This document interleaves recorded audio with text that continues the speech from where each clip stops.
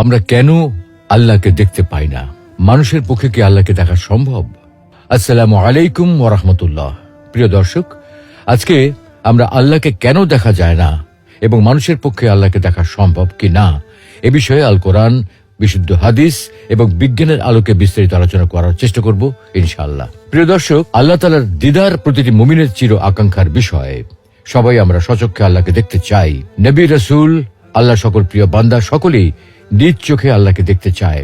যে আল্লাহর জন্য এত সিজদা, এত আনুগত্য, এত ভালোবাসা, সেই আল্লাহকে না দেখতে চায় কে? তাই মুসা আলাইহিস সালাম নিজ চোখে আল্লাহকে একটি বার দেখার আকুতি জানিয়েছিলেন। কিন্তু মুসা আলাইহিস সালামের মতো জলিলুল কদর রাসূলের পক্ষে আল্লাহকে দেখা সম্ভব হয়নি। আমাদের প্রিয় নবী মুহাম্মদ সাল্লাল্লাহু আলাইহি ওয়াসাল্লামের অন্তরেও আল্লাহকে দেখার ভীষণ আকুতি ছিল, কিন্তু সাইয়্যিদুল আম্বিয়ার পক্ষেও আল্লাহকে দেখা সম্ভব হয়নি। বস্তুত দুনিয়াতে কারো পক্ষেই আল্লাহকে দেখা সম্ভব নয়।